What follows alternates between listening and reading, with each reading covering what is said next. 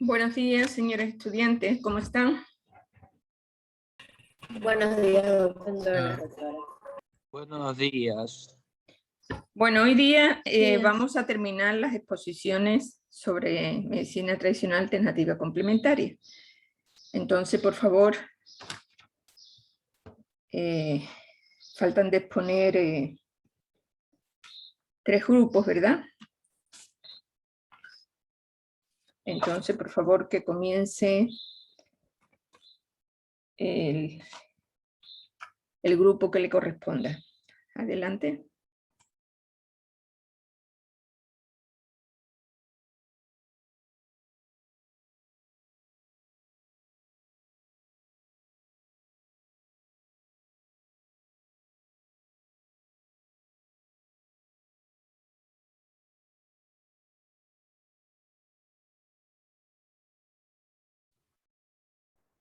Buen día, doctora, buen día, compañeros. El día de hoy vamos a poner lo que sería las terapias de manipulación que están basadas en el cuerpo.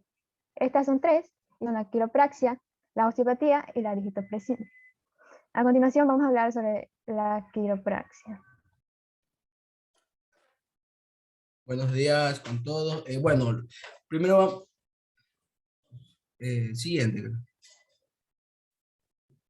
Primero vamos a empezar ¿qué es la quiropraxia? Bueno, como acabo de mencionar, mi compañero, es una práctica basada en la manipulación en el cuerpo y la relación entre lo que es la estructura de la columna vertebral y la función del sistema nervioso. Bueno, y se interpreta como la clave para mantener o restablecer la salud. Y el principal método empleado para la corrección de esta relación es la manipulación de la columna vertebral, como ya mencionamos. Bueno, y los quiroprácticos también pueden proporcionar terapia física en forma de calor, de frío y estimulación eléctrica y estrategias de rehabilitación, es decir, masaje o acupresión. O bien recomendar ejercicio o modificarse en el estilo de vida, o sea, no llevar una vida, sedentaria, por decirlo. Y pueden recomendar maneras de reorganizar las cosas en su entorno de trabajo para que sean más fáciles y seguras de usar, o cambios ergonómicos. Bueno, y estos cambios pueden ayudar a prevenir problemas como el dolor de espalda, como podemos observar aquí en esta imagen que le están dando masaje de espalda, como ya mencionamos.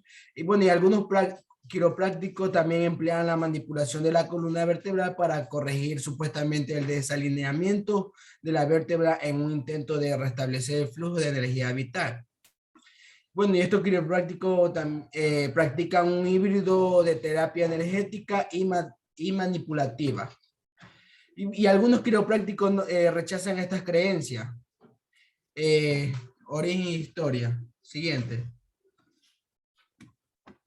Bueno, el origen de la quiropráctica no es seguro, pero de acuerdo a los manuscritos chinos y griegos, dotados en los años 2700 y 1500 antes de Cristo, y se menciona formas y técnicas de manipulación como las utilizaba hoy en día por los quiroprácticos. ¿Cómo es utilizada hoy en día por los quiroprácticos? Es decir, bueno, una de las historias es que Hipócrates, conocido como el padre de la medicina, publicó textos detallados en los que alertaba de dolencia de la columna vertebral y ofreciendo recomendaciones para que la gente adquiera más conocimiento de esta región del cuerpo, ya que era una fuente con muchos problemas. Bueno, Hipócrates vivió entre los años 460 y 377 a.C. Y tras analizar su columna y comprobar que una vértebra estaba desplazada, la corrigió y este volvió a oír. Y a partir de ahí empezó a investigar sobre la relación de la columna y el sistema nervioso y sus efectos en todas las funciones del cuerpo. Su hijo Palmer amplió mucho el conocimiento hasta convertirla en una disciplina universitaria equiparada para la formación en medicina. Siguiente. Bueno, ¿qué es la función? Bueno, la función que tiene la quiropraxia.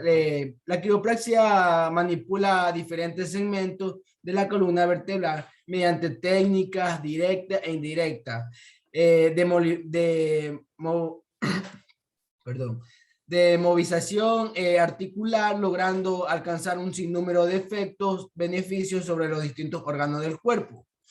Y una de las grandes ventajas de quiropraxia como método de trabajo manual es que emplea una serie de técnicas no invasivas y rápida de eficacia. De hecho, la mejoría de un tratamiento de quiropraxia puede observar desde la primera sesión.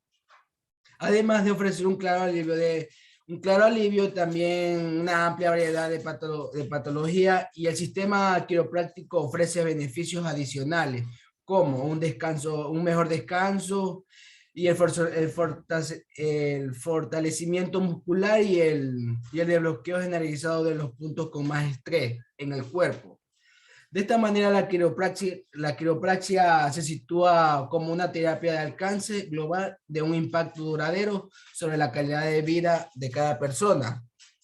La siguiente.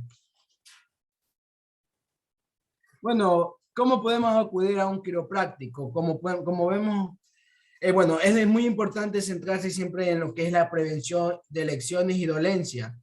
Normalmente solo buscamos ayuda cuando sentimos dolor. De hecho, cuando sentimos bastante dolor o no poco dolor, es importante hablar siempre de la prevención para las personas que buscan ayuda antes de que aparezca un problema o empeore lo que tiene. Bueno, puedes acudir a un quiropráctico si está experimentando cualquiera de estos problemas. Como vemos, observamos aquí en la diapositiva, son los siguientes dolores, como dolor de espalda, dolores de cabeza y migrañas, dolor en el cuello, dolencia en el hombro, dolores en los brazos, y también en el codo de tenista, y dolor en la pelvis y dolor en la cadera. Como podemos observar en esta imagen, se presenta como un dolor de espalda. Bueno, y muchas personas buscan cuidado quiropráctico para aliviar también el dolor de problemas respiratorios, bueno, el dolor de espalda y problemas respiratorios y dolores menstruales. Bueno, y entre otros. La quiropraxia sirve también para tratar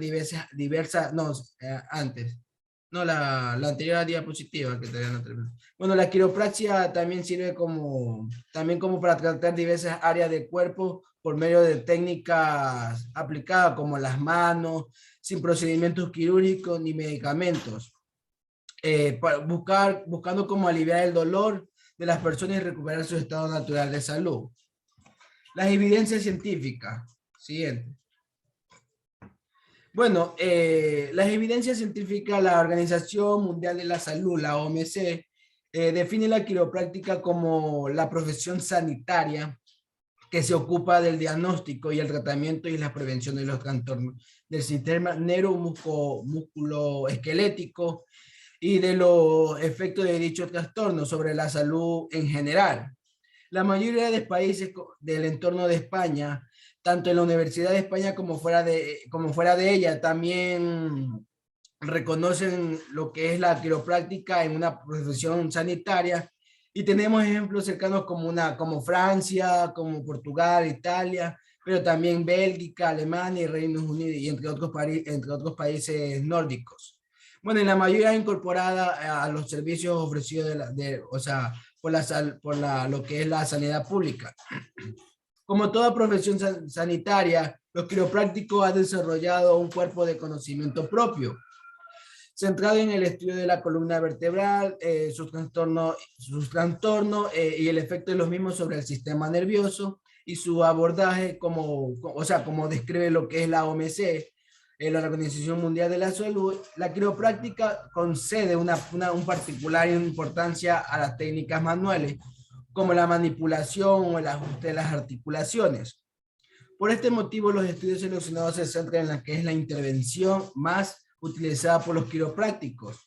Y a pesar de no ser la única, como bien se define a esta investigación como reciente, y bueno, en las prácticas clínicas se emplean a menudo intervenciones como la educación al paciente y como amplia evidencia es a favor y a menudo muy superior e intervenciones farmacológicas para el abordaje del trastorno y el aparato locomotor, incluyendo lo que es en la columna vertebral. Gracias. Bueno, solo, no sé si van a seguir hablando de la quiropraxia. Sí. Ah, bueno, entonces cuando termine yo voy a puntualizar algo. Bueno, ahora vamos a hablar sobre el campo de acción de esta terapia. Primero, ¿para qué sirve? Esta terapia de manipulación sirve para resolver las disfunciones que se encuentran presentes en el sistema musculoesquelético. Como vemos en la imagen, esta se centra específicamente en la zona dorsal del tronco. Cuando se refiere a músculo esquelético, intervienen lo que serían la columna vertebral y los músculos que le permiten a ella movilizarse. ¿Para qué se emplea? Esta se emplea para el tratamiento de las lesiones en la zona ya mencionada. ¿Quién va a hacer esta cosa? ¿Quién va a hacer esta terapia? Van a ser los quiroprácticos que necesitan estudiar, pero antes de recibir estudios sobre fisioterapia. También pueden estudiar medicina y luego dedicarse a lo que sería el empleo de esta materia en sí. Ahora bien, el método de aplicación. En una primera cita, en una consulta, lo que va a hacer el quiropráctico va a ser analizar todo el historial que tiene el paciente. Esta sesión va a durar de 30 a 60 minutos. Usualmente la sesión o la terapia inicia en la segunda cita, pero también se puede iniciar en la primera, si es un caso de urgencia. El quiropráctico lo que va a hacer serán de 2 a 3 sesiones donde va a tratar esta lesión, dependiendo del caso de agravamiento que el paciente posea, y va a durar de 10 a 20 minutos. ¿Qué es lo que sucede durante una visita a un quiropráctico? Bueno, vamos a poner de ejemplo que el paciente va a tener un bloqueo en la cuarta vértebra lumbar que le va a impedir la flexión y la extensión de esa vértebra. Y lo que va a hacer el quiropráctico, como vemos aquí, va a poner al paciente en una mesa que es específicamente para este tipo de tratamiento. Va a poner al paciente en decúbito lateral, lo va a acercar a lo que sería el borde de la cama. Lo que va a hacer es que va a ponerle la pierna que está de apoyo semiflexionada y la que está encima la va a flexionar y va a colocar el pie detrás de lo que sería el muslo del paciente. Una vez hecho esto, antes de que realice el movimiento que está haciendo aquí, lo que va a hacer va a estirar longitudinalmente lo que sería el brazo del paciente, lo va a contraer y luego de eso va a hacer lo que está haciendo aquí, que va a presionar, va a hacer una presión sobre la rodilla y va a empujar y presionar el hombro de la paciente. ¿Quién no debe recibir este tratamiento? Son las personas que poseen fracturas o tumores óseos, que son malformaciones en la genética del paciente, las personas que tengan artritis grave, infecciones en los huesos o en las articulaciones y aquellas personas que posean osteoporosis. Bueno, las ventajas y las desventajas de esta técnica. En las ventajas tenemos los beneficios que esta le da a la técnica, que son aliviar el dolor que posee la persona, reducir la dependencia a los medicamentos que sean opioides. En caso de que sea un dolor de espalda, va a aliviar este dolor de espalda, y si es un caso crónico, va a aliviar este dolor. También posiblemente reduzca los síntomas que posea de osteoartritis. Pero esta técnica también tiene puntos malos, que son el mal empleo de las técnicas que el quiropráctico ejecute, que serían, en caso de hacer movimientos en lo que sería la columna vertebral, podría haber una hernia, o si el paciente ya tiene una hernia en los discos vertebrales, lo que va a hacer será empeorar. También puede haber una mala comprensión de los nervios que se encuentran en la parte inferior de la columna vertebral. Y cuando está tratando la parte cervical, puede haber un accidente cerebrovascular luego de la manipulación que haga el quiropráctico en esta zona. Ahora sí, ya eso sería todo lo que se hablaría sobre la quiropraxia. Bueno, solo puntualizar que la quiropraxia nació en Estados Unidos como tal. David Palmer, que era un curandero prácticamente, no tenía estudio, es el que lo puso en práctica, pero creó una escuela y después pues, ha creado universidades. Eso fue a finales del siglo XIX. En muchos países está reconocido la quiropraxia como profesión. En Estados Unidos hay, o sea, existe el título de médico quiropráctico, que tiene que estudiar como unos 5 años más o menos, y en otros países igual, pero hay que distinguir la quiropraxia y lo mismo la osteopatía, pero sobre todo la quiropraxia hay que distinguirla de la fisioterapia.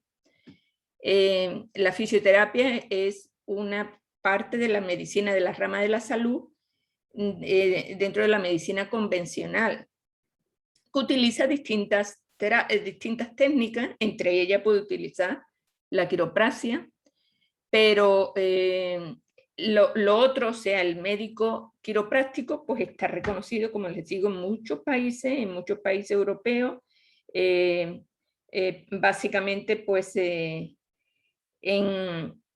Italia, en Portugal, en Francia, en Bélgica, en Suiza, en Reino Unido, en Dinamarca, en Noruega, bueno, en muchísimos, después en Estados Unidos, en Canadá, en México, en Australia, o sea, quiere decir que está muy extendido, y es esa medicina holística que a través de la manipulación de la columna vertebral y otras partes del cuerpo, hace que se integre el equilibrio de este cuerpo. Pero, por ejemplo, en España, yo le puedo decir, en España no está permitido o reconocida la quiropraxia, solo la ponen en marcha los fisioterapistas, que sí es un título reconocido, que se estudia igual que aquí en Ecuador, se puede estudiar fisioterapia, y ellos sí pueden utilizar la quiropraxia dentro de sus técnicas, pero nada más.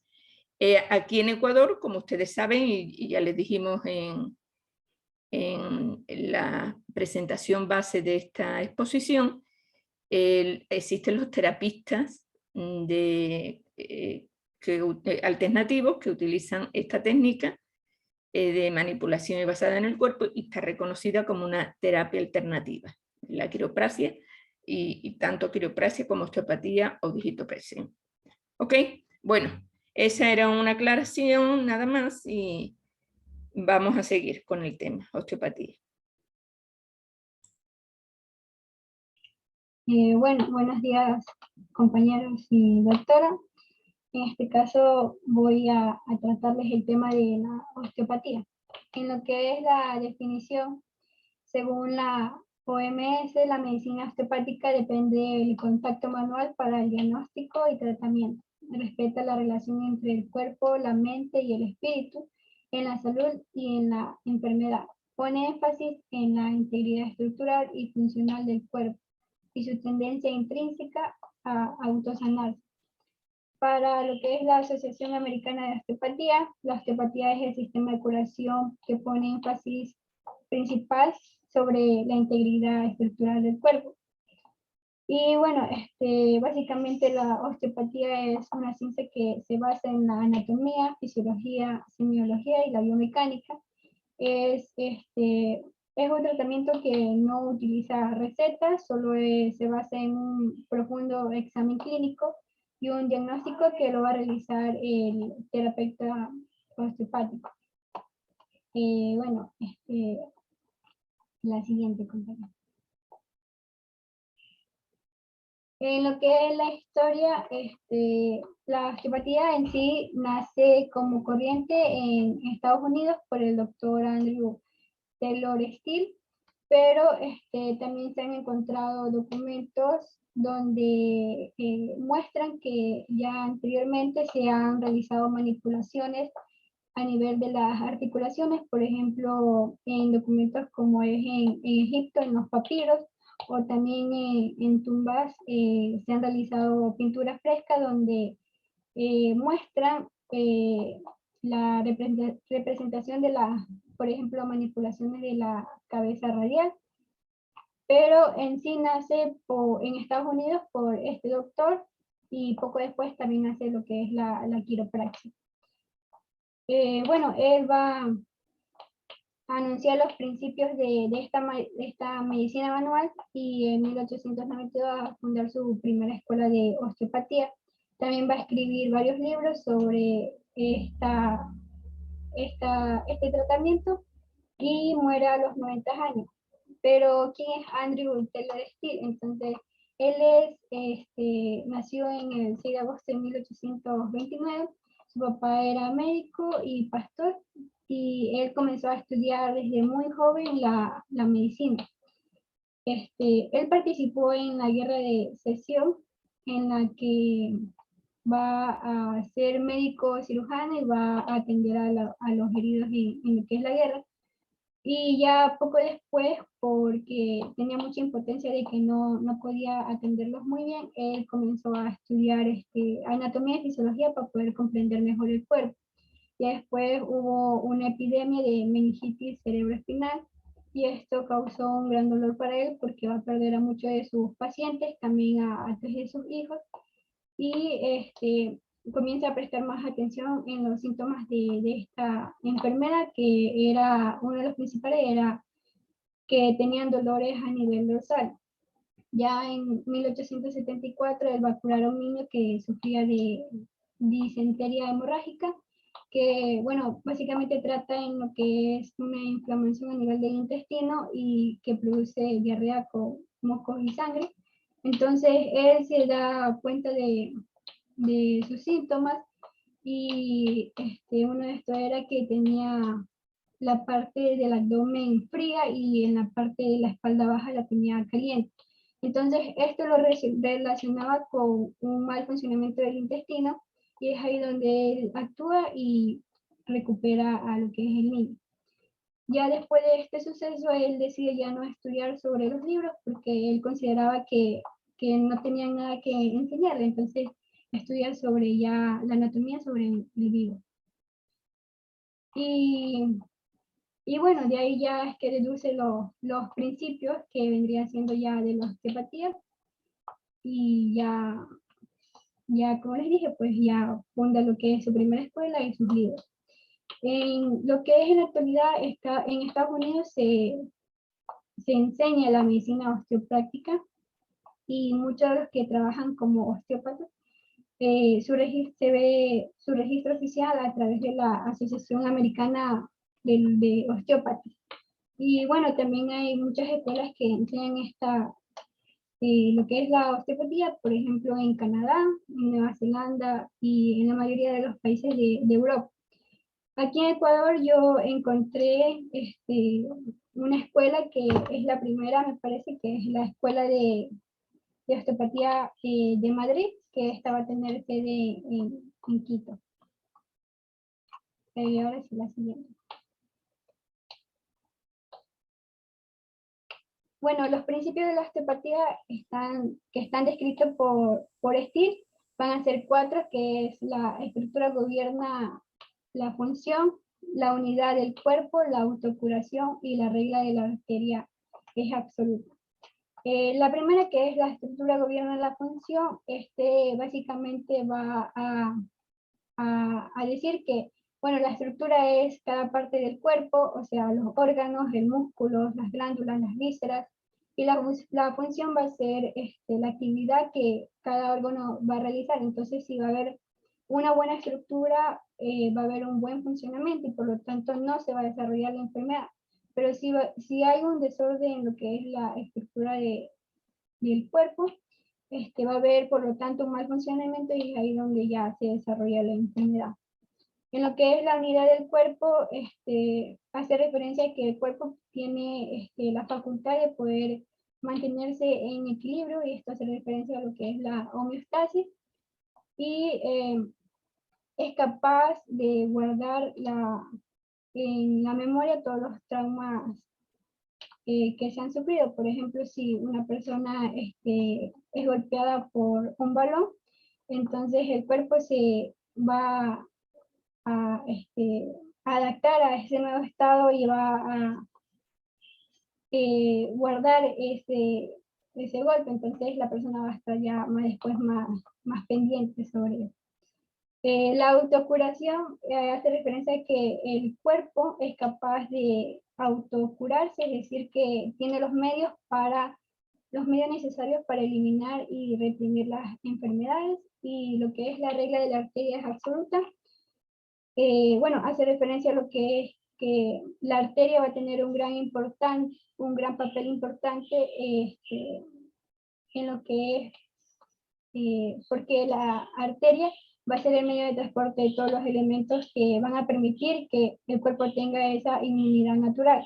Entonces, si hay una buena circulación de la sangre, no se va a desarrollar la enfermedad. Y es ahí donde la lesión osteopática va a conllevar un trastorno circulatorio y también nervioso, que va a afectar al órgano o al sistema. La siguiente.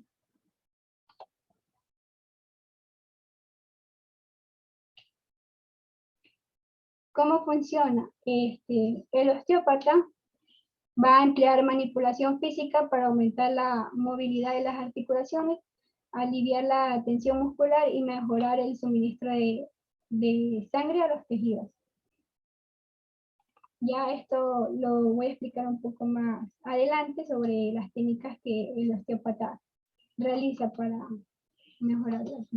Bueno, lo que es el campo de acción, desde sus orígenes, el doctor Steele no solo trataba enfermedades o problemas del músculo esquelético, sino que también trataba otros problemas de la salud, como las infecciones.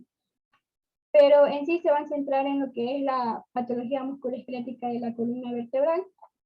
En esta encontramos, por ejemplo, a las hernias discales, a la lumbalgia, que esto se da a nivel es un dolor en la región lumbar, o sea, en la parte baja de la espalda. Y esto se debe por ejemplo, si la persona carga muchas cosas pesadas sin ninguna protección a la columna. O también puede ser por estar sentado mucho tiempo o acostados. También va a tratar sobre la patología musculoesquelética craneal. Esto, aquí podemos encontrar, por ejemplo, a las migrañas, a la cefalea o a la sinusitis, a la artritis crónica de diversa localización. Esto es que no es que va a curar la enfermedad en sí, sino que va a tratar solamente sus síntomas secundarios, como el dolor de las articulaciones.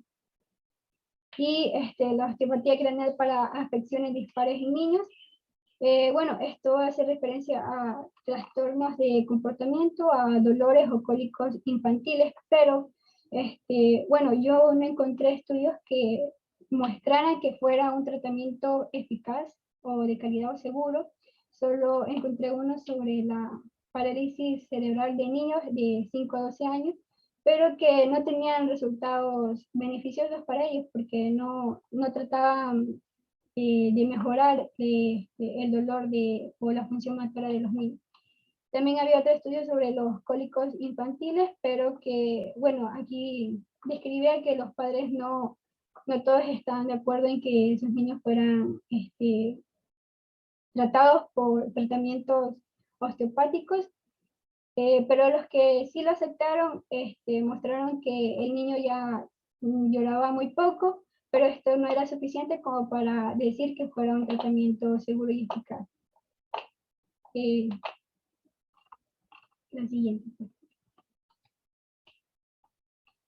Bueno, entonces el método de aplicación será que la persona encargada, o sea, el osteópata, va a realizar valoraciones osteopáticas en las que, por ejemplo, tenemos aquí a la estática raquídea o examen postural en 3 planos del espacio. Esto quiere decir que el osteópata va a observar a la persona, la postura de la persona en 3 planos distintos, que sería anterior, posterior y lateral. Otra valoración sería reparos óseos y musculares a cada nivel, test de movilidad pasiva y activa, examen de segmento y a distancia, y el examen neurológico. Estos 4 puntos quiere decir que el osteópata va a manipular o va a palpar la tensión muscular de la persona y también va a poder así buscar el diagnóstico de anomalías musculoesqueléticas o disfunciones neuromusculares. También va a utilizar radiografías para poder descartar si la persona tiene problemas más severos o más graves, y lo que va a hacer es manipular las articulaciones, los huesos y los músculos. Y bueno, para esto va a emplear diferentes técnicas que estas se aplican de acuerdo al dolor, a la parte y también a la posición del paciente. Tenemos a las técnicas estructurales y las técnicas funcionales. En las técnicas estructurales tenemos al TRUS y a las técnicas rítmicas. El TRUS es una técnica de alta velocidad destinada a liberar o estimular zonas con movimientos restringidos. Este es el que se caracteriza por tener ese sonido de crack en los huesos. En lo que es las técnicas rítmicas, se aplica fundamentalmente a tejidos blandos. Esto más se basa en un estiramiento muscular y tenemos 3, el stretching, el bombeo y el articular. El stretching es más un estiramiento lento, el bombeo es una relajación a nivel de lo que es los ligamentos, la cápsula articular y la aponeurosis, y la articular es más un estiramiento en lo que son las articulaciones, un estiramiento un poco más pequeño. En lo que es las técnicas funcionales, se utiliza la relajación muscular aplicada en la cara y en todo el cuerpo. Bueno, una de las terapias que más se utilizan es la craniosacral, donde el terapeuta va a poner una mano sobre el cráneo y la otra en la región sacra. Y ahí es donde va a manipular las zonas donde pone sus manos. La siguiente. En lo que es la evidencia científica, a nivel del dolor muscular no hay evidencia de calidad. Esto se refiere que hay estudios que muestran que no hay resultados concluyentes, o sea, que no hay resultados que muestren que haya un beneficio en la persona que tenga dolor muscular, pero hay otros resultados, otros estudios que en cambio dicen que es en este campo donde hay más evidencia bibliográfica y por lo tanto ya se considera que no hay evidencia de calidad.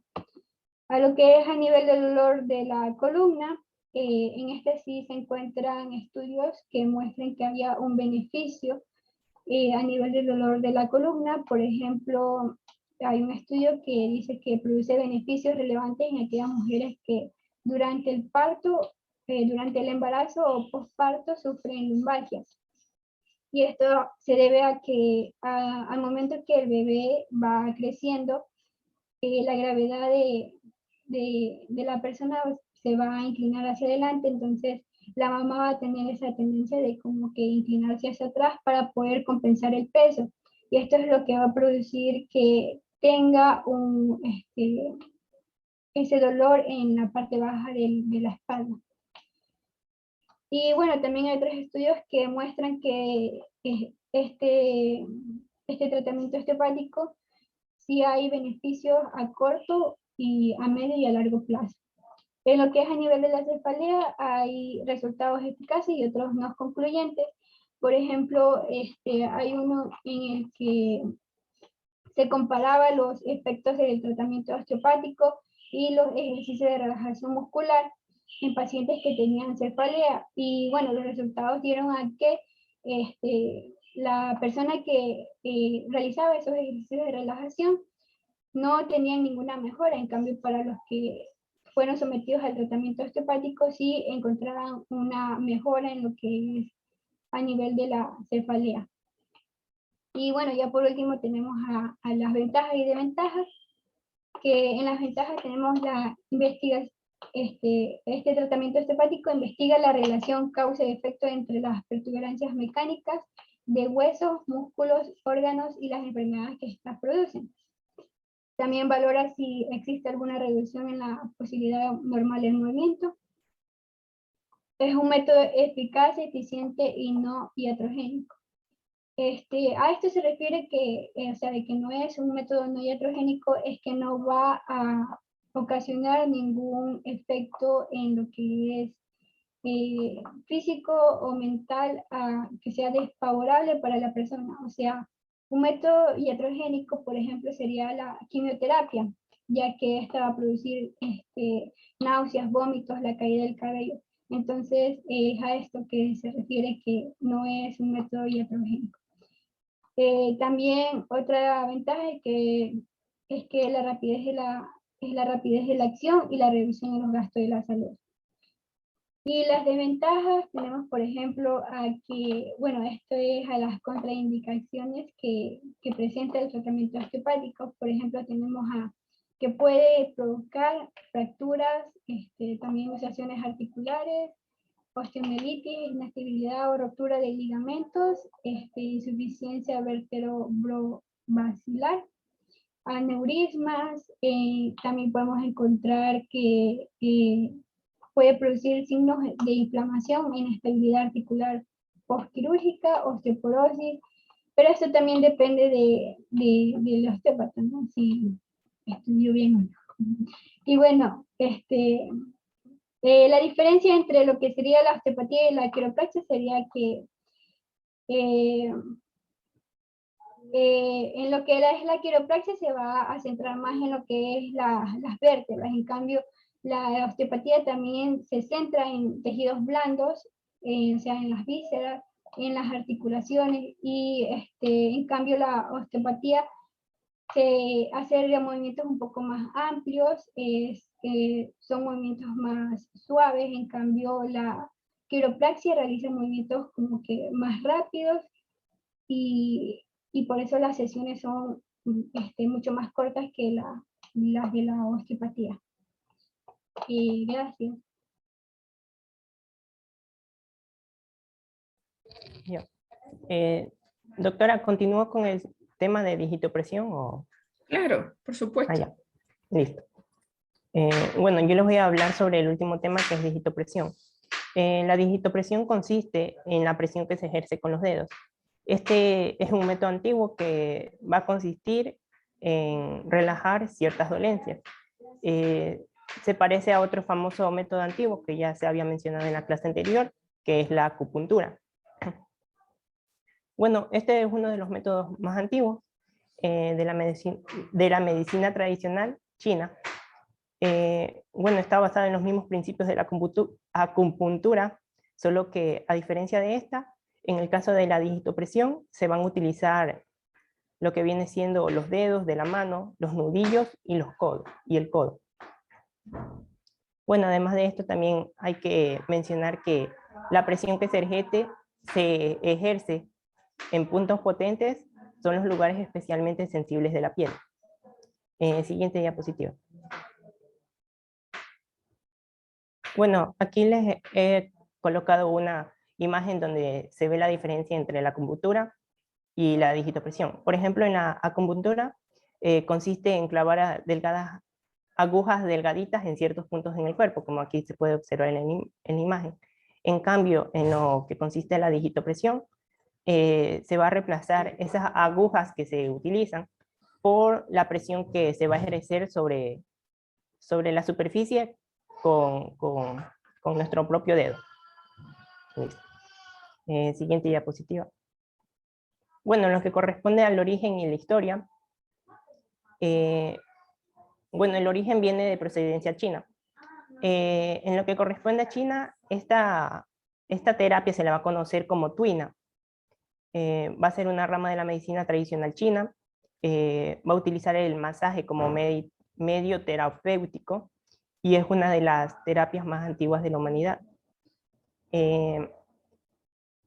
Vamos a tener diferentes conceptos de acuerdo a las 3 tipos de dinastía, que son la dinastía Ming, dinastía Qing y dinastía Han. En el caso de la dinastía Ming, se formó el sistema propio de tuina pediátrico. En lo que corresponde a la dinastía Qing, el uso de esta terapia se extendió en la población como consecuencia de su alta eficacia curativa. Y en lo que corresponde a la dinastía Han, 2 siglos antes de Cristo, se desarrolló su manejo como un tipo de tratamiento. Bueno, anterior diapositiva todavía. Bueno, en lo que corresponde a esta terapia, esta se encarga de estimular lo antipatógeno y eliminar lo patógeno. Va a consistir en la equilibración de lo que viene siendo el yin y el yang, y también recuperar la armonía circulatoria del qi y el su. Bueno, ahora sí, siguiente diapositiva. Bueno, en los bases y principios van a existir diferentes formas de ejecutar esta técnica. Esto va a variar, va a variar de acuerdo a las características físicas del paciente, así como la recomendación del especialista. Vamos a tener 2 tipos de presiones, una firme y una rotatoria. En el caso de la firme se va a caracterizar por la presión ser estática e intensa. Va a ocasionar un dolor agudo por unos momentos para posteriormente ofrecer una insensibilidad y descontractura de la zona por completo. Y el otro tipo de presión va a ser rotatoria. Como su nombre lo indica, va a realizarse unos movimientos giratorios. Este tipo de presión se va a caracterizar por ser un tipo de presión intensa sin fricción.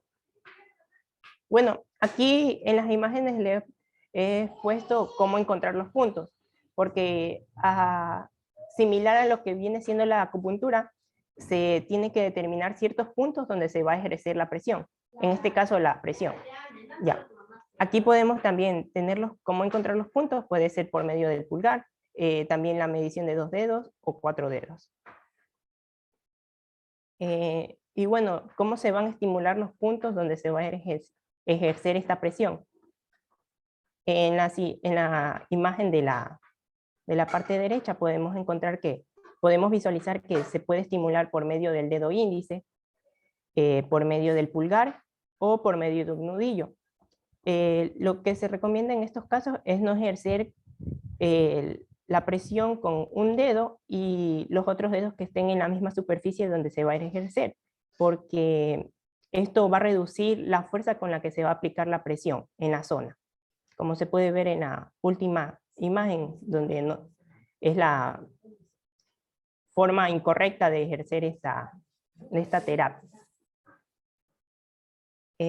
Bueno, siguiente diapositiva.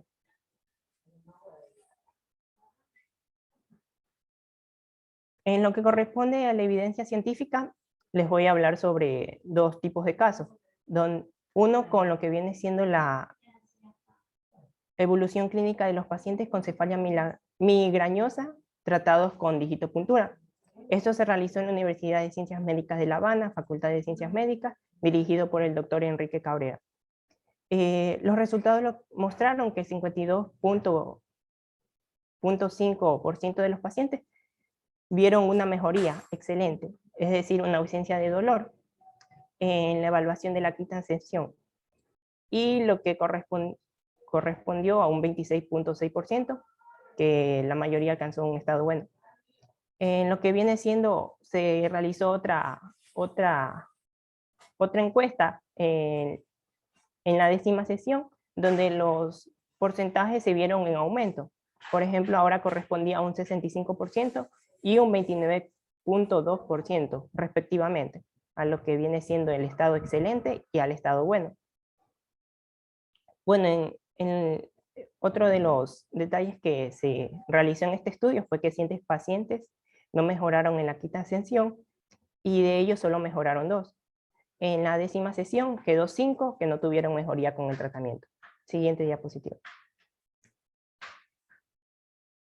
Bueno, aquí se puede visualizar el cuadro, un resumen de lo que viene siendo la aplicación de la digitopresión en lo que son los pacientes con cefalea migrañosa. Aquí podemos ver que el estado de excelente aumentó de la quinta sesión a la 10ª sesión, de 62 a 78. Asimismo, lo que corresponde a la evolución clínica buena, quinta sesión 33 y 10ª sesión 35. Y bueno, en lo que caso corresponde a la evolución clínica mala, como ya se había mencionado, en la quinta sesión hubieron 7, mientras que en la 10ª sesión hubieron 2. Un total de 120 pacientes se realizó este experimento. Siguiente diapositiva. Bueno, la otra evolución clínica es lo que viene siendo la digitopuntura y también otra técnica que es la electromagnetopuntura en pacientes que presentan ptosis palpebral congénita, o también se lo conoce como párpado caído. Esta terapia se la realizó a 2 tipos de grupos, unos que presentaban la ptosis palpebral leve. En esta se vio una mejoría tanto en los que se realizó la electromagnetopuntura como los que se les realizó la digitopuntura. Por ejemplo, aquí en la diapositiva se pueden encontrar los porcentajes que, por ejemplo, en la electromagnetopuntura hubo un 84% que recibió el alta fisiátrica, mientras que los que recibieron la digitopuntura también obtuvo un 88% obtuvieron el alta fisiátrica. Siguiente diapositiva. Bueno, así también se les aplicó esta terapia a personas que presentaban ptosis palpebral, pero esta vez moderada. Aquí sí existió un grado de diferencia porque las mejorías no se vieron visibles en los pacientes que estuvieron, fueron aplicados con la técnica de digitopuntura. Pero al final de cada ciclo terapéutico se vio una mejor evolución al momento de que se les aplicó la otra técnica, que era la electromagnetopuntura, que representaba el 33% de los pacientes, los cuales evolucionaron hacia el alta fisiátrica al segundo ciclo y al terminar el tercero, lo que corresponde a un 83%. Bueno, en lo que corresponde a los campos de acción, ¿para qué sirve y para qué enfermedades se emplea? El primero va a consistir en el dolor de cabeza, incluyendo lo que viene siendo la jaqueca, la migraña. Malestar o dolor del estómago, entre ellos pueden ser la gastritis, gases, torcijones. Ciertos dolores, como los dolores lentos y duraderos, como lo que es la artritis. También problemas que producen mucha flema, como lo que es el catarro, la gripe, la sinusitis. También van a haber en la aplicación de problemas nerviosos, problemas para dormir. también problemas de salud de la mujer, como lo que viene siendo el trastorno de la regla, la menopausia. Siguiente diapositiva. Bueno, en lo que corresponde al método de aplicación, como es una sesión o terapia y cuánto tiempo dura, aquí la sesión puede variar el tiempo. Lo que sí se caracteriza es por el tiempo que se va a ejercer cada digitopresión en cierto lugar del cuerpo. Estos pueden variar de 15 a 30 segundos. Existen diferentes tipos de puntos que se van a ejercer, dependiendo del dolor o malestar que presenta el paciente. Aquí he mencionado diferentes puntos, entre ellos el punto universal tronco del pulgar, el punto de la muñeca, el punto arriba de la cabeza. Este es el que se puede encontrar en la parte más alta de la cabeza, justo en el centro. De allí también tenemos unos puntos para el dolor de cabeza, que en esto sí se pueden derivar varios puntos para aplicar para el dolor de la cabeza. Puntos para la tensión en el cuello, los hombros y el cuerpo. En la imagen podemos observar que aquí se está ejerciendo uno para lo que viene siendo la tensión del cuello, hombro y cuerpo. Se ubica dos puntos, se encuentra donde se sitúa el cráneo junto con la nuca. Aquí se está ejerciendo la digitopresión. De allí también tenemos otros puntos que son el punto abajo de la rodilla, el punto del tobillo y el punto de la nariz, que ese se lo puede localizar rápido porque son junto a las alas de la nariz. Siguiente diapositiva. Bueno, lo que corresponde a las ventajas se va a caracterizar por el reequilibrio del cuerpo, también va a mejorar ciertos aspectos como lo que es la nutrición de músculos. También va a ayudar a la disminución de arrugas si se practica en lo que viene siendo músculos faciales. También va a permitir el equilibrio emocional y va a ayudar al tratamiento y la prevención de diversas enfermedades. En lo que corresponde a las desventajas, hay ciertas contraindicaciones o puntos que se deben tomar en cuenta en ciertos grupos de personas, como es el caso de las mujeres en estado de embarazo. No se los puede aplicar puntos ubicados en la región abdominal. Otro grupo también que hay que tomarle precaución o tomarle observaciones son a los pacientes debilitados, ancianos y niños, porque no se le puede aplicar mucha fuerza, una fuerza intensa. También hay que evitar que el paciente se encuentre en un estado de hambre o embriaguez, porque puede provocar algún desmayo durante la sesión. También está contraindicado aplicar en ciertas regiones, como lo que viene siendo la cara anterior del cuello, las axilas, lado del pecho y alrededor de los senos. Y una desventaja también, la última, que es relacionando lo que es la acupuntura. En el caso de la digitopresión, los puntos no son muy precisos e intensos, a comparación de la que ya había mencionado, que es la acupuntura. Gracias.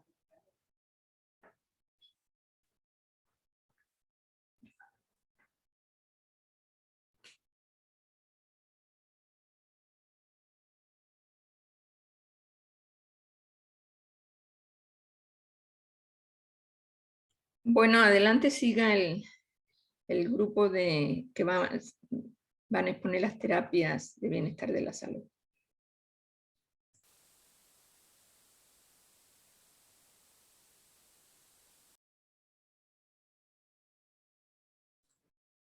Bueno, buenos días, doctora y compañeros. Vamos a hablar sobre prácticas de bienestar de la salud.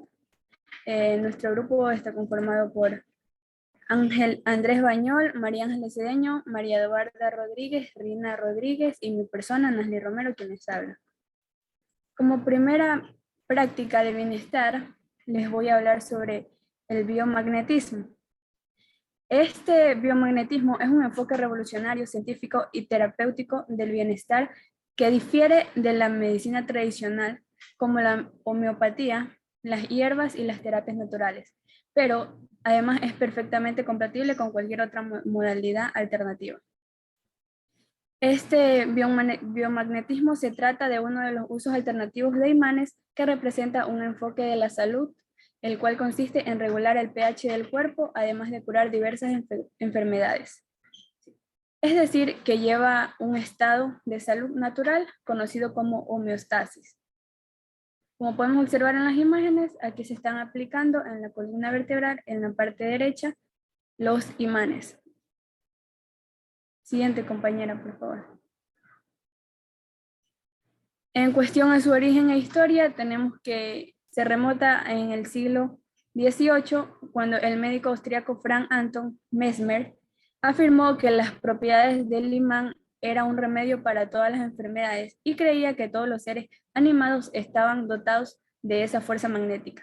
Pero tomaron su teoría como una charlatanería y no le dieron importancia.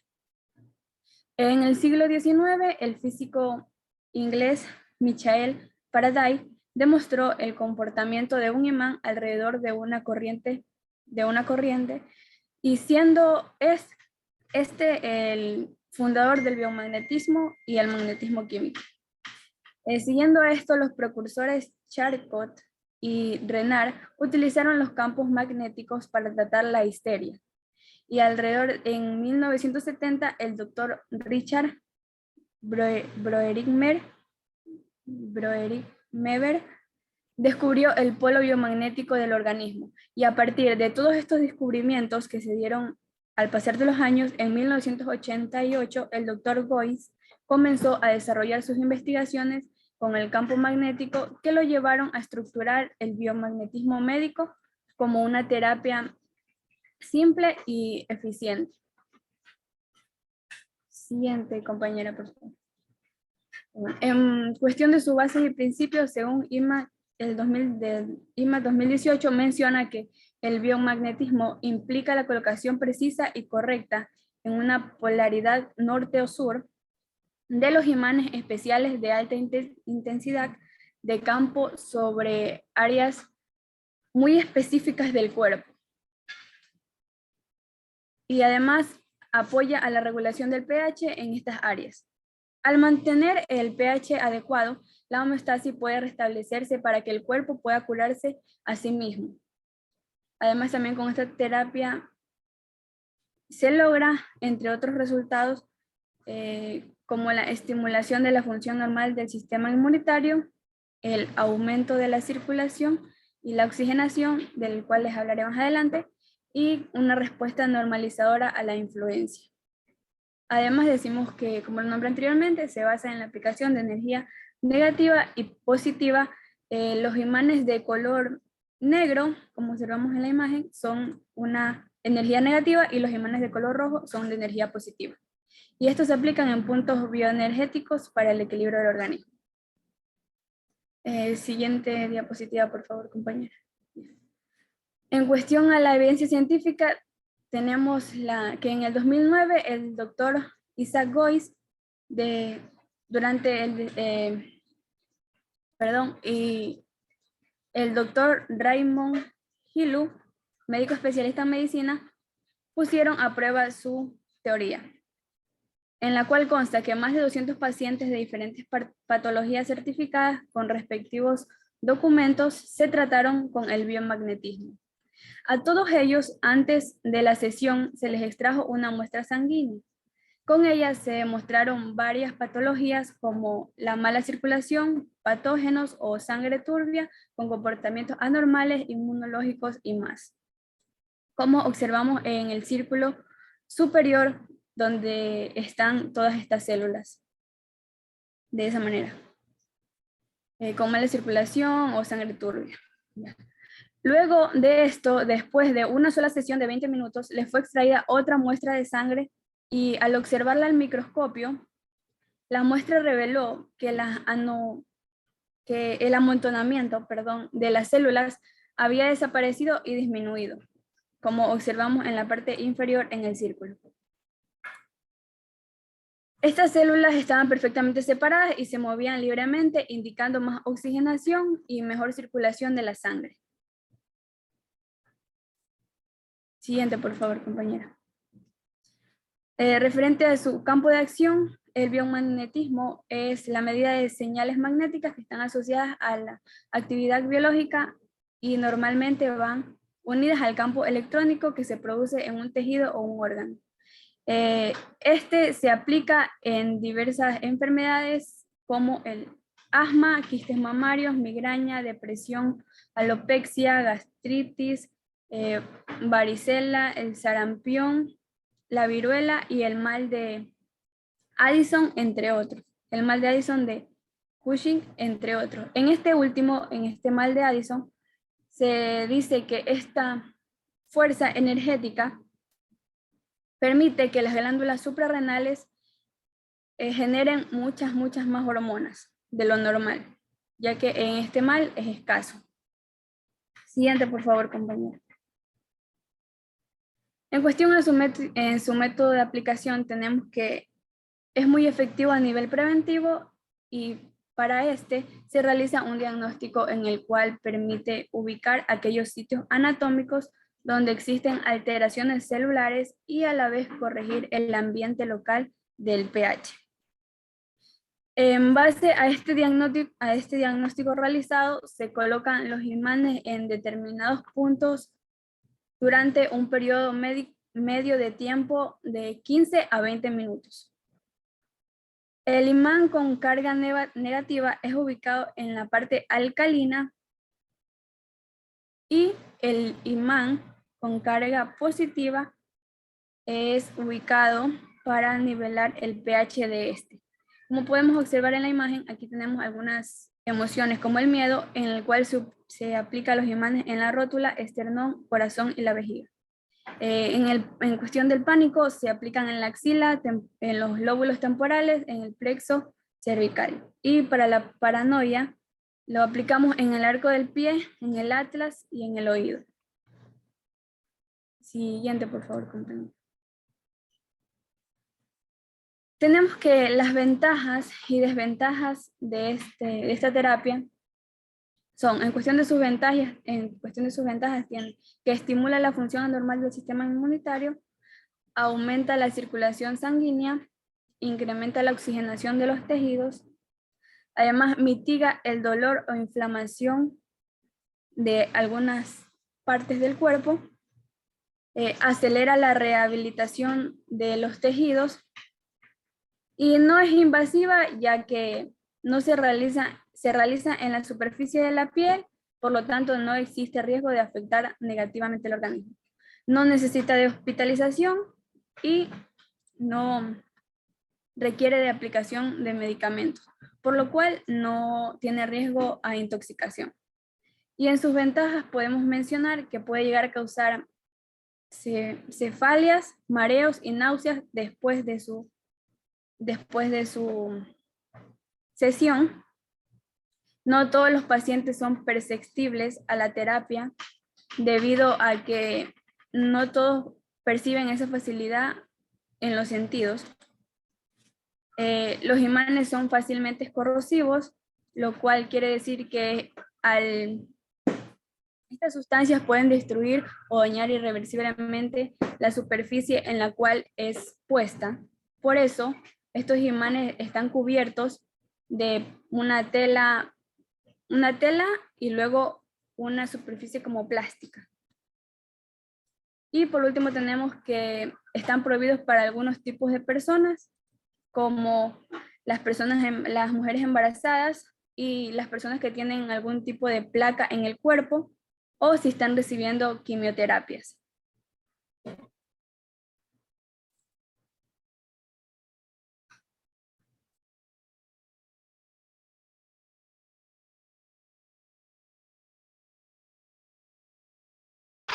Bueno, en esta canción les voy a hablar lo que es la reflexología, que en su definición vamos a saber que es un tipo de mensaje que puede aplicar en diferentes cantidades de presión, en diferentes puntos específicos en los pies o en las manos. Se cree que estos puntos se relacionan con ciertas otras partes del cuerpo. y que algunas personas han afirmado que esta reflexología produce un tipo de relajación o un efecto placebo y puede curar algunas partes del cuerpo al solo poner una presión. Pero esto no ha sido totalmente comprobado científicamente. Siguiente diapositiva, compañera. Vamos a hablar sobre lo que es su origen e historia. Que van a existir varios indicios de dónde provino la técnica de la reflexología. Por algunos documentos antiguos datan que primeramente se fue un masaje reflejo, el cual era el Nei Chi Shou Be, atribuido a lo que es un emperador chino amarillo, que se llamaba Huan Ti, lo cual data en el año de 2700 a.C. Pero como otras relaciones, lo que son medicinas tradicionales, también no es de extrañarse que la reflexología también sean pioneros, ¿no? Otro caso encontrado sobre lo que es la reflexología es lo que es el antiguo Egipto, que donde se encontraba una pintura en un mural en la pirámide del gran sacerdote en Saqqara, que esto data del año del 2003, del 2030 a.C., y que se muestra prácticamente la reflexología de los pies y las manos. Y ya también otros también documentos datan que es una representación del pie Buda, en lo que es la India, y los pies del Vishnupada, en el cual son representados por los que son los elementos del universo. Ya lo que es en los siglos ya XVI, hay evidencias e informes sobre el tratamiento de órganos internos, mediante lo que es el masaje reflejo, ¿no? O la reflexología. Y donde un informe del escultor florentino Bento indica que trató dolores en estados de dolor agudo mediante lo que son las presiones sobre los dedos de los pies. Luego, la reflexología pasó lo que es al occidente. Siguiente diapositiva, compañero. Vamos a hablar sobre lo que son los bases y principios. Que según Bren, la reflexología es la presentación de las áreas de los pies y de las manos también, en donde tiene un efecto lo que es relajante y puede ayudar incluso a aliviar lo que es el estrés. Esta teoría afirma que corresponden a las áreas del cuerpo, van a corresponder a diferentes órganos y sistemas del cuerpo, y se cree que la presión aplicada en el pie va a generar lo que es una relajación y una curación correspondiente a cierta área del cuerpo.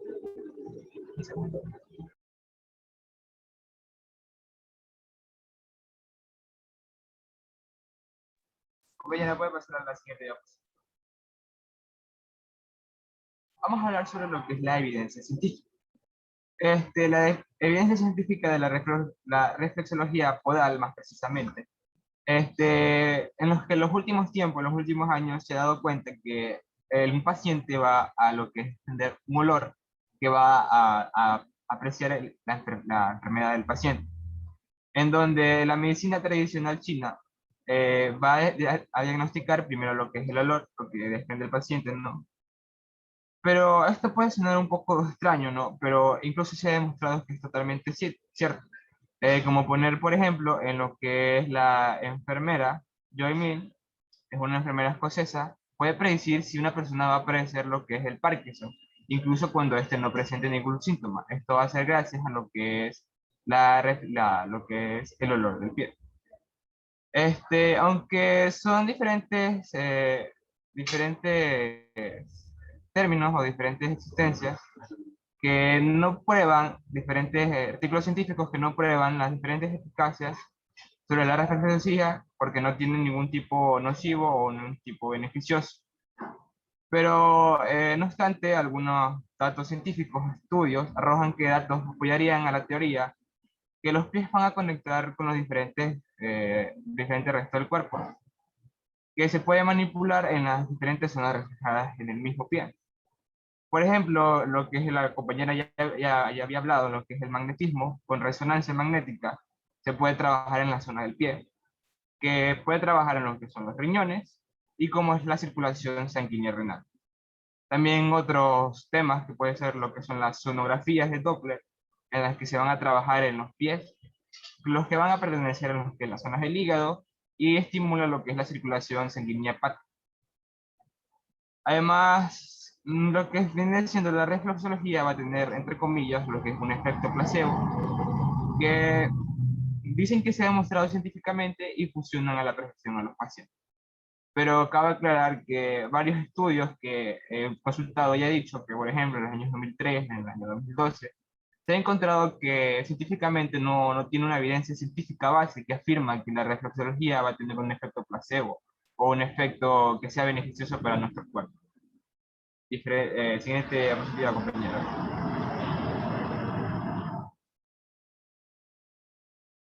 Ya vamos a hablar sobre lo que es el campo de acción. Que el campo de acción va a favorecer a nuestro cuerpo lo que es la restablección de lo que es la armonía con los diferentes procesos de nuestro cuerpo, en donde las diferentes patologías que vamos a poder curar, que van a poder curarse son los que vemos aquí, que son el dolor de espalda, el dolor de cabeza, lo que vamos a incluir lo que son las migrañas, dolor de lo que es el tórax y del cuello, estreñimiento y la gastritis, dolores menstruales en lo que vendría siendo la mujer, alteraciones respiratorias como el asma. Siguiente diapositiva, compañera. La diabetes mellitus, la anterior, por favor. La diabetes mellitus, las lesiones musculares como son las contracciones y las elongaciones, las lesiones articulares como la luxación, una esguince o una contusión, y no, los dolores menstruales de la mujer que ya les he mencionado. Siguiente diapositiva, compañera. Bueno, vamos a hablar sobre lo que es los métodos de aplicación. Este método de aplicación no va a necesitar lo que es solo simplemente lo que es el pie, no necesita ninguna parte del cuerpo, en donde el paciente simplemente se recuesta y se relaja, y donde la persona que vaya a ampliar el método de aplicación lo va a basar en las diferentes zonas reflejas del pie, que representan los diferentes órganos de las partes del cuerpo, en los cuales se va a utilizar mediante la simple presión de lo que es el masaje en ciertos puntos del pie, como vemos en esta imagen, ¿no? En donde esta técnica alternativa puede curar ciertos síntomas o aliviar un dolor. En donde vamos a ver diferentes zonas, lo que es, mejor dicho, del miembro inferior, perdón, donde tenemos diferentes zonas del pie, que son 11 zonas. Que la primera zona son las zonas del pie y lo que es la articulación talocrural, que por ejemplo en la zona 1 se va a encontrar en el centro de la planta del pie, al donde al masajearla se va a normalizar lo que es el funcionamiento de los riñones y de la vejiga, que van a aliviar los cólicos renales. Tenemos otra zona número 2, que se encuentra en lo que es en la parte interna de la articulación talocrural, justo debajo del tobillo, donde se debe masajear para mitigar el dolor causado por ejemplo, las picaduras o por hormigueos, ¿no? Tenemos lo que es una zona 3, que se va a encontrar también en la parte interna, pero dos dedos encima del tobillo, en donde simplemente su masaje va a recomendar lo que es la respiración, y este masaje va a ayudar en lo que es, no, el masaje de lo que es la zona 3 van a ayudar lo que es para las enfermedades de las piernas, como el tipo de artritis, y también lo que se le dice en la zona de los dedos fríos. Vamos también a ver sobre lo que es las zonas de la pierna y la articulación de la rodilla, que es la zona número 4, que son para tratar lo que son perturbaciones geritudinarias, que se encuentran en la cara inferior de la pierna, 3 dedos por encima del tobillo, en donde se tonifica el organismo y combate lo que es la debilidad, el insomnio y el mareo. En los que son las zonas 5 y 6 vamos a diferenciar que van a presentar diferentes casos de dolores en las articulaciones de la rodilla y en particular a la organización de la pierna, en lo que son las enfermedades hepáticas y en la vesícula biliar, en lo que es la cara externa, en lo que es la zona 7. Es una zona mucho más importante, ya que estas se van a masajear y van a mejorar lo que es el funcionamiento del tracto gastrointestinal y para poder recuperar el apetito. También tenemos la zona 8, que va a comenzar en la cara superior de la pierna, debajo de lo que es la corva. El mensaje de este sector va a eliminar el dolor de los músculos gastronémicos y va a normalizar la circulación sanguínea de los pies. Y por último tenemos lo que es la última zona, que son las zonas del muslo y de las nalgas, que son las zonas número 9, la número 10 y la zona número 11. Que por ejemplo en la zona número 10, hasta en la cara lateral del muslo, en lo que es la altura mayor del dedo, Lo cual se va a recomendar que lo que son las alteraciones motrices de las piernas, dolores en la cintura y lo que son las tensiones nerviosas. En la zona 10 se va a ubicar un poquito más arriba de la cavidad de las nalgas y debemos masajearlas para mitigar lo que es el dolor producido por lo que es la radiculitis lumbosacra y las enfermedades de la articulación facial. Y por último vamos a leer la última zona, que es la zona número 11, que se va a ocultar en la cara posterior del muslo y este va a ayudar en lo que es los dolores de espalda, la debilidad de las piernas y los ataques de las ciáticas. Siguiente diapositiva. Bueno, aquí por último vamos a ver sobre lo que son ventajas y desventajas. ¿Qué los beneficios tenemos? Que, bueno, va a ser relajante, que va a dar un efecto placebo, en donde los pies, donde simplemente nosotros nos olvidamos de los pies y donde van a producir masajes que producen la relajación de la zona de los pies. Se produce lo que es una mejor circulación sanguínea en todo el cuerpo. También va a tener la activación de la circulación del sistema inmunológico. El cuerpo se va a liberar de toxinas y puede encontrar un equilibrio. Y donde va a ayudar lo que son las aperturas de las vías neuronales y las circulatorias, en los que hace más efectivo lo que es el mecanismo de la eliminación de desechos de toxinas. En cambio tenemos contracciones que va a haber procesos en el cual van a dar procesos agudos de quiebre, de trastornos de conocimiento, dolores fuertes, hasta incluso hemorragia. Se van a producir lo que son los cánceres en los pies y donde enfermedades que aquí van a requerir una intervención quirúrgica, por eso es que simplemente algunas veces no funciona. También algunas contracciones que son las quemaduras, las heridas, los hematomas y guisos en los pies que van a afectar mucho, y enfermedades de infecciones agudas también. Y lo que es por último, lo que es la trombosis venosa profunda que va a producir la respuesta. Gracias.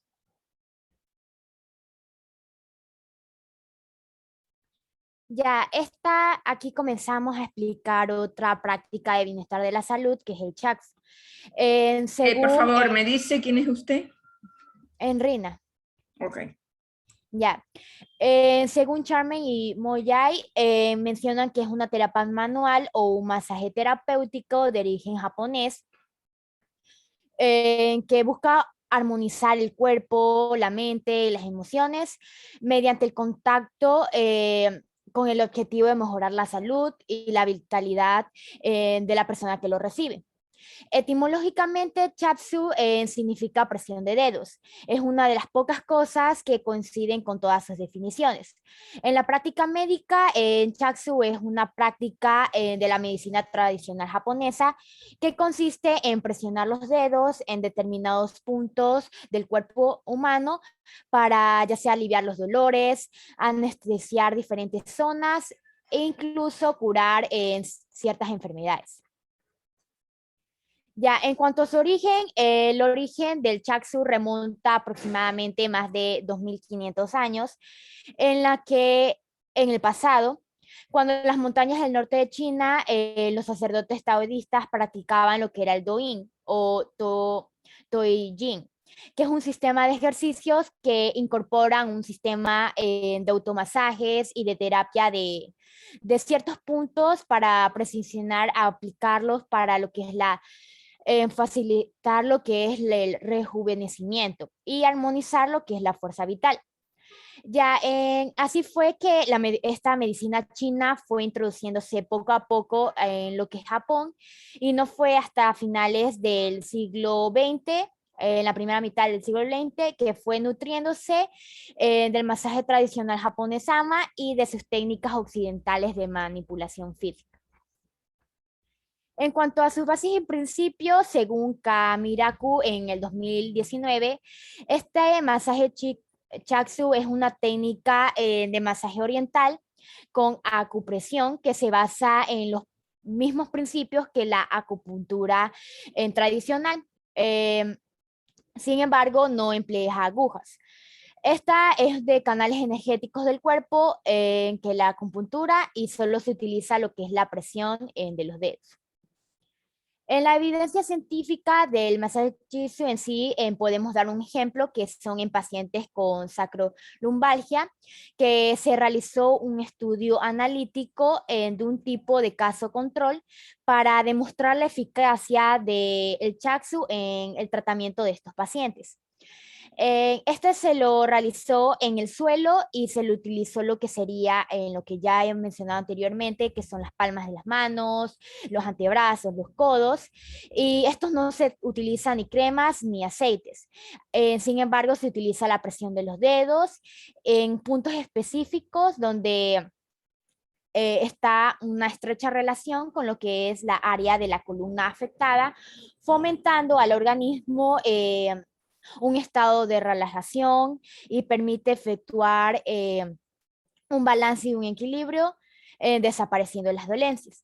Entonces se logró en 10 sesiones de tratamientos para eliminar la sacrolumbalgia, significando que este masaje Shiatsu se obtuvieron mejores resultados y es más económico para que no se necesitan recursos materiales. Esta evidencia científica se lo realizó en lo que sería el servicio de masaje de rehabilitación del policlínico en Maxiso Gómez Báez del municipio del Río Caut. A continuación, mi hermana les va a exponer lo que sería de este mismo práctica y bienestar de la salud, el campo de acción.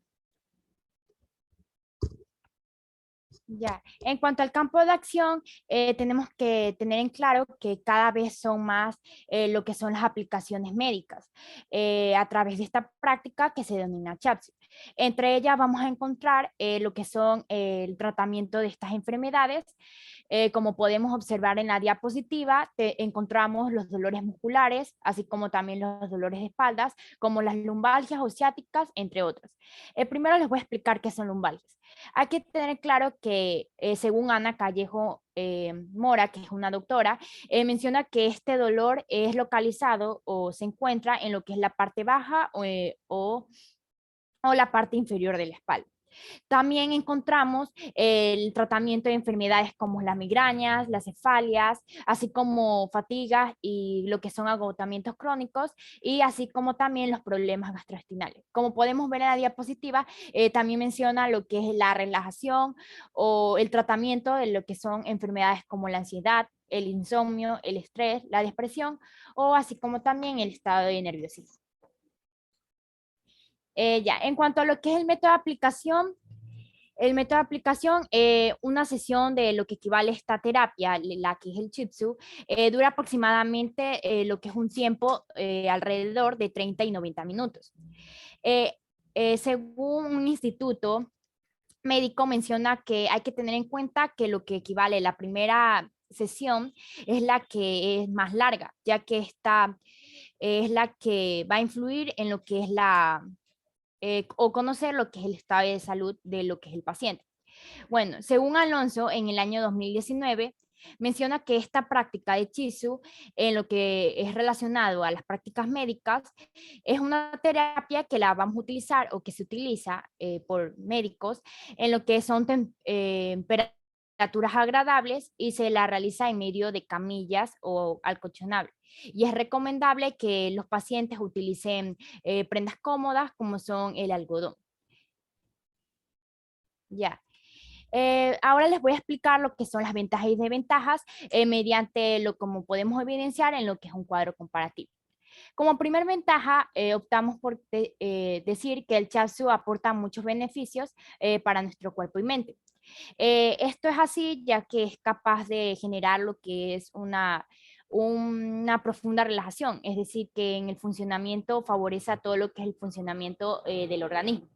También encontramos que esta ayuda a la estimulación de circulación circulatoria, equilibrar los sistemas nerviosos, digestivos, también estimula el sistema inmunológico y ejerce un efecto de depuración profunda del organismo. Bueno, otra ventaja es que esta también ayuda a lo que es la capacidad de, como ya lo mencioné anteriormente, que lo citó un doctor denominado Alonso en el año 2019, menciona que esta ayuda a lo que es liberarnos del estrés, así como también la ansiedad. Bueno, estos son los trastornos que ayuda o empeora lo que es el rendimiento físico e intelectual. Por eso hay que verlo. Y en cuanto a las desventajas, tenemos que esta práctica del Chiatsu no es recomendable en ciertos casos. Como lo podemos ver en el cuadro comparativo, encontramos las enfermedades generativas o tumores malignos, así como también las hemorragias y lesiones externas. Inflamación y afecciones agudas en los procesos infecciosos que además cursen de fiebre.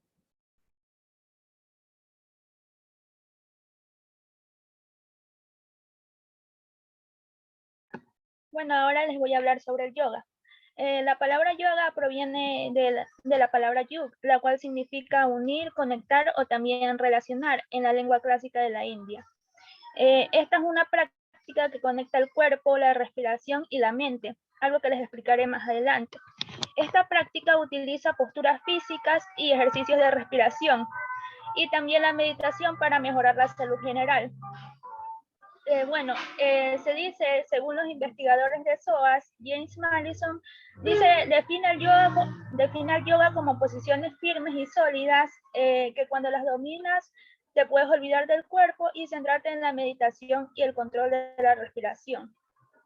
De aquí se deriva también la siguiente cita que dicen que el yoga es para la mente. Si estabilizas tu mente, puedes eliminar el sufrimiento y dedicarte a la paz interior. La siguiente, por favor.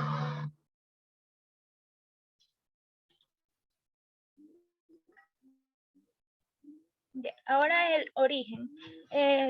No se tiene un origen claro para ser exactos de cuando se originó el yoga, pero según investigadores se dice que las primeras formas de yoga tuvieron lugar entre el año 10.000 y 5.000 antes de Cristo. Este planteamiento se basa principalmente en las estatuas que se encontraban en esos territorios, ya que estas presentaban a los yogis haciendo posturas de yoga. Cabe recalcar también que los yogis son se le dice a los hombres que practican el yoga y yoginis a las mujeres que practican el yoga.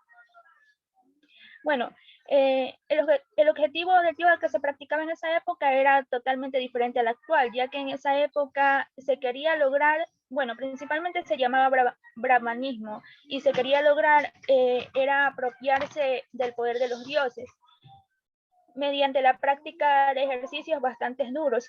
Y estos ejercicios, se decía que las personas que lograban hacer estos ejercicios podían obtener el poder de los dioses. Y los que no hacían esto eran básicamente descartados. Bueno, a partir del siglo II después de Cristo, el yoga empezó a esparcirse por otras zonas del mundo. Y esto fue gracias a los árabes, los griegos, los persas y a un conocido explorador italiano llamado Marco Polo. Siguiente, por favor. Bueno, ahora les voy a hablar sobre las bases y principios. Como mencioné al principio, las bases del yoga son la respiración, la postura y la meditación. La respiración porque lo que se quiere lograr con el yoga es mantener un estado de calma y centrarse principalmente en lo que es en la mente. Básicamente la respiración ayuda a la persona a relajarse. Ahora tenemos las posturas, que las posturas son una serie de movimientos que ayudan a aumentar la fortaleza, la flexibilidad y el equilibrio. Estas posturas pueden variar, algunas fáciles y otras realmente difíciles, que solo pueden lograr las personas experimentadas. Ahora tenemos la meditación, que se trata de estar en calma sin necesidad de hacer ejercicio. Como podemos ver en la imagen de en medio, la persona está en una postura sentada, aunque también se puede realizar la meditación estando acostado. Ahora tenemos los principios éticos del yoga. Primero, estos principios se fundamentan en lo que es el yama, que se traduce como la regulación sobre los que se construirán los demás principios. Este yama nos llevará a lo que es un estado de autoconocimiento y relajación. Entre estos tenemos el ahimsa, que es el principio de no violencia. Consiste en en abstenerse de hacer daño o provocar sufrimiento, empezando por uno mismo.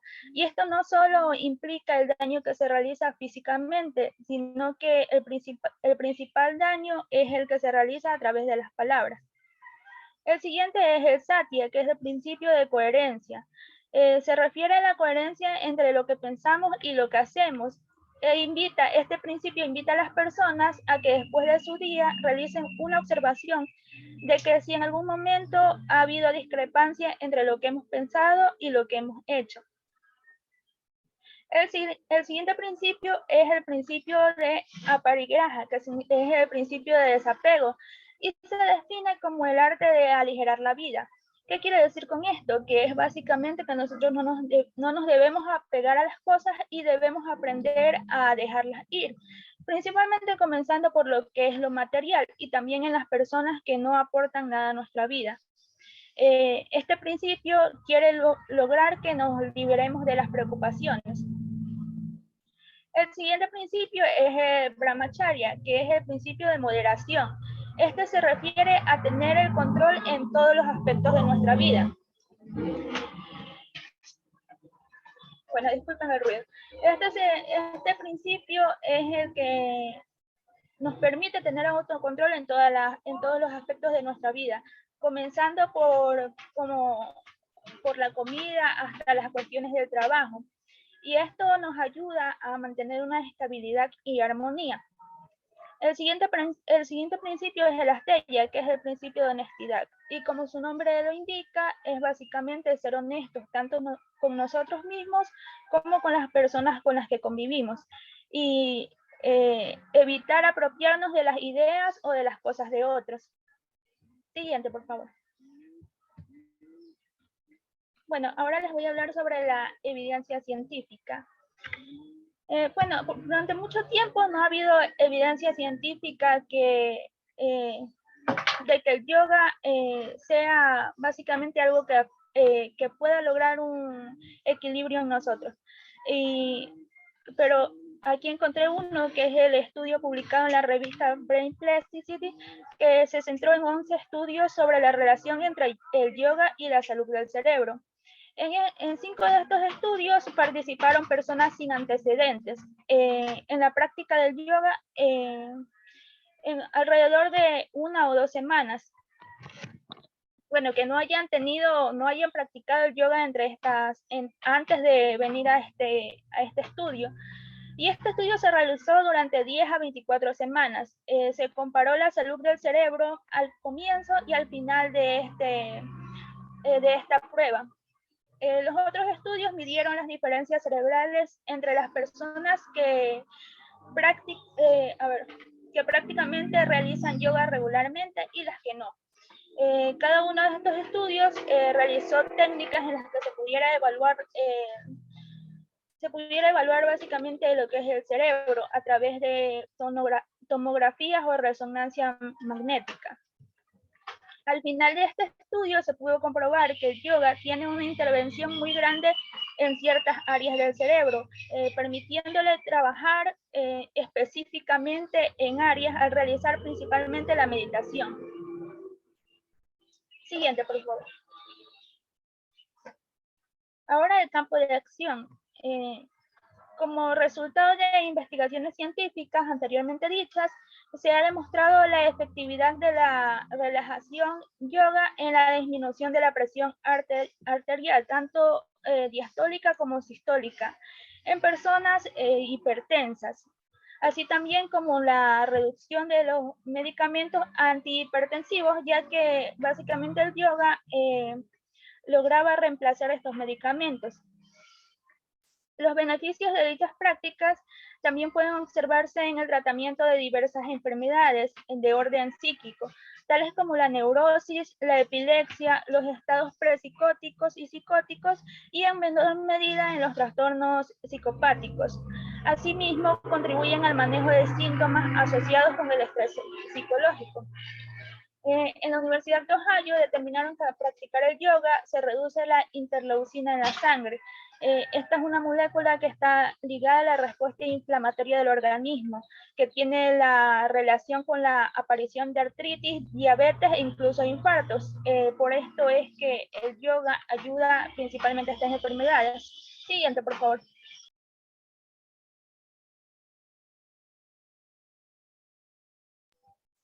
Bueno, los siguientes son los métodos de aplicación. Cada método se deriva del tipo de yoga que se realice. El Hatha Yoga consiste en conciliar la buena salud. En este se utiliza el cuerpo como herramienta para llegar a la exploración de uno mismo, a través de las asanas, que es una postura del yoga.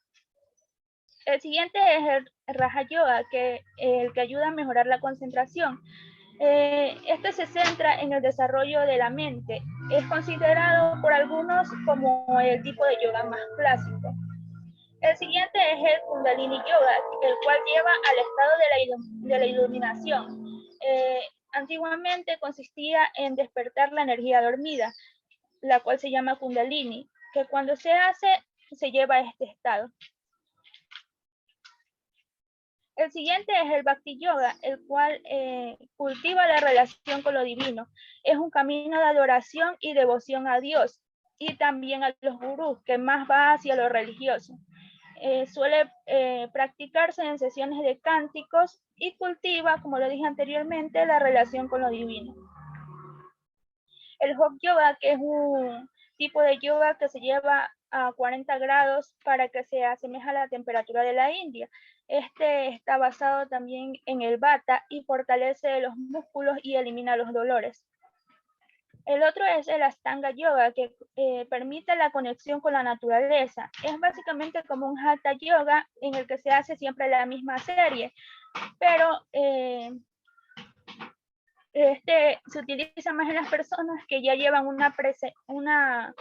ya lo han practicado anteriormente, porque sí se requiere básicamente de personas experimentadas.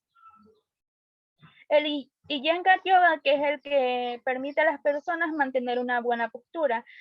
Se practica con accesorios como almohadas, mantas, también bloques o hasta cuerdas. El yoga aéreo, que como su nombre lo indica, es un tipo de yoga que se realiza en el aire, colgado principalmente de las personas por unos aros en sus cabellos, y este ayuda a mejorar la circulación y la respiración. Siguiente, por favor. Y ahora tenemos las ventajas y las desventajas del yoga.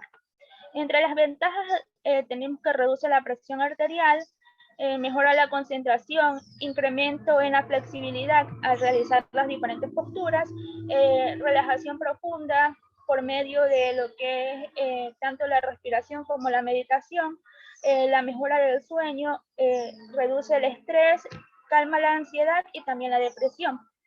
Entre las desventajas tenemos los pocos profesores capacitados, ya que en por ejemplo, en ciertos países no se realiza mucho, así que las personas que enseñan básicamente no han llevado un buen estudio sobre esto.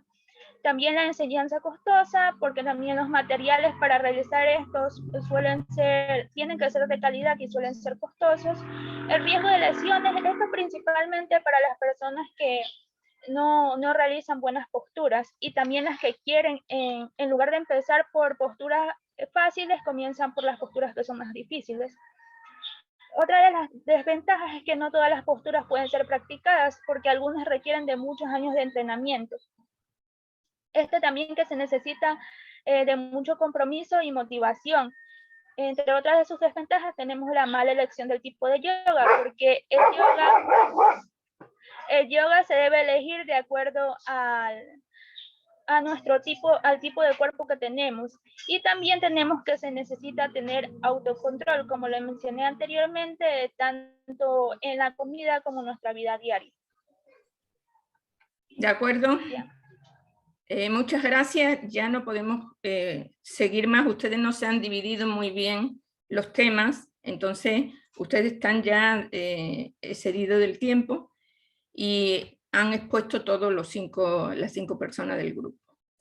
Bueno, antes de terminar, yo necesito salir un poco antes porque tengo una reunión.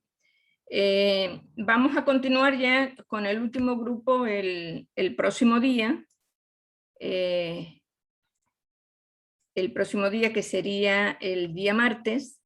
Entonces, yo lo que sí quisiera es que ustedes, básicamente, Lizzy Palacio, que no sé si estará por acá. Sí, doctora, por aquí estoy. Ya, ok. Me ayude en hacer los grupos para el debate. Necesito un grupo de 8 y 2 grupos de 9 personas, para que sumen las 26 personas que son ustedes en clase. Yo voy a subir el deber, cómo se va a hacer el debate en el aula hasta mañana, para que ustedes ya se vayan preparando, porque el día martes ya, bueno, prácticamente tendríamos que tener los grupos ya hechos mucho antes, y incluso usted, Lizzy, sortee los 3 temas que se van a dar en el debate a esos grupos, que sea por afinidad lo que quiera cada grupo, y en cada grupo pues va a haber unos estudiantes a favor y otros estudiantes en contra del tema o a favor de la medicina convencional. Entonces, eso es lo que ustedes van a tener que armar, unas ponencias, y a través de un foro y preguntas, ustedes van a tener que defender o una tesis o la otra tesis. Eso no quiere decir que ustedes crean o no crean en esa medicina que vamos a revisar, sino simplemente si les toca el grupo a favor de esa medicina alternativa, ustedes tienen que defenderlo con argumento. ¿Ok? Bueno, señores, entonces eso sería todo por hoy. Doctora, perdón molestarla, es que nosotros somos el grupo 5 y tenemos 7... Claro, pero ustedes tenían que haber organizado mejor el tiempo y haber hecho como más preciso, conciso las presentaciones, para haber podido hacer todas las presentaciones. Entonces es una cuestión de coordinación entre ustedes, porque si no, ya la hora se termina. Entonces prácticamente ustedes tendrían que haber sido un poquito más precisos y haber repasado todas las terapias, pero no ha habido tiempo, entonces yo no les puedo dar más tiempo tampoco. Ok, bueno, señores, muchísimas gracias, nos veríamos el día martes. Yo estoy al tanto para que usted, Lizzy, me mande los 3 grupos. ¿Ok? Ok, doctora. Muchísimas gracias, pasen bien. Gracias a usted.